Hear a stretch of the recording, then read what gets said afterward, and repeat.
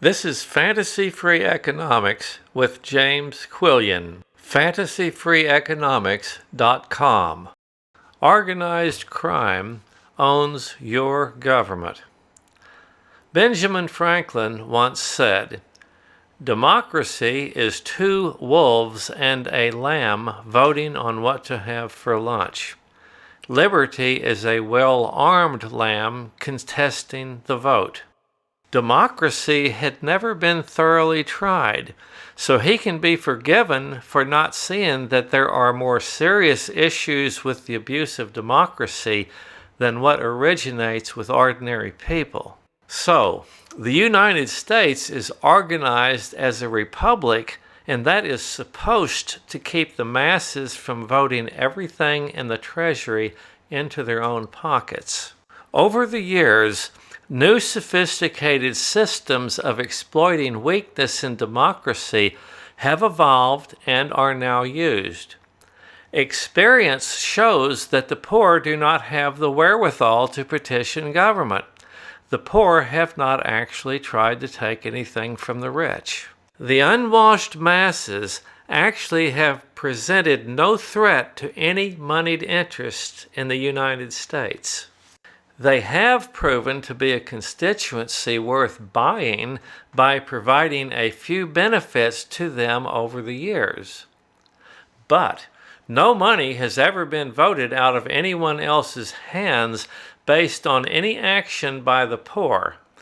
Instead, democracy turns out to be an incubator for crime, especially of the organized variety. Organized crime, by financing campaigns and running its own candidates, has taken over government. Why would they not? Who is to stop them? Suppose an organized crime syndicate is worried about the FBI. Why not just buy the FBI? Why break a law? Just pass a new law legalizing a previously illegal activity. What do they do to keep the public on their side? They buy all of the media outlets and make sure citizens only hear what they want them to hear. Americans get confused. They see a massive group of migrants marching towards the border. The march is reported to be as if it is some kind of an organic event that has just sprung up.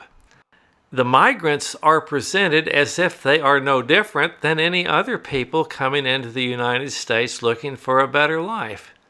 But they are different.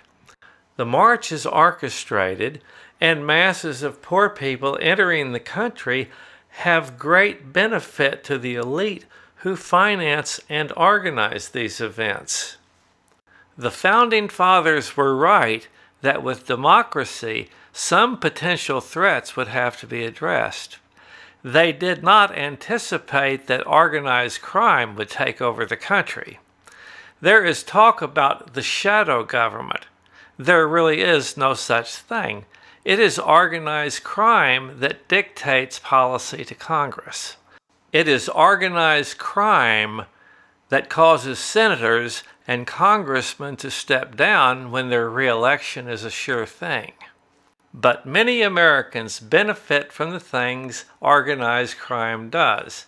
That is temporary, but some Americans will always benefit, and that makes it difficult to reestablish law and order.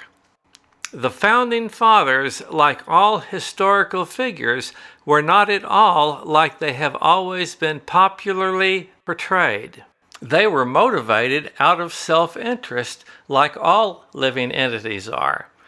The Founding Fathers did not provide a method for testing the constitutionality of laws.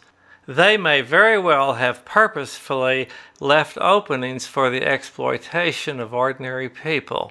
The Supreme Court, a political body, ended up with the role of deciding constitutionality of laws. This is Fantasy Free Economics, and I'm James Quillian.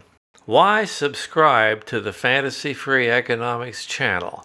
Fantasy Free Economics generates no income and has no intention of doing so. Fantasy-free economics does not accept monetary donations. If you like the message in this video, subscribing ensures that others will hear it.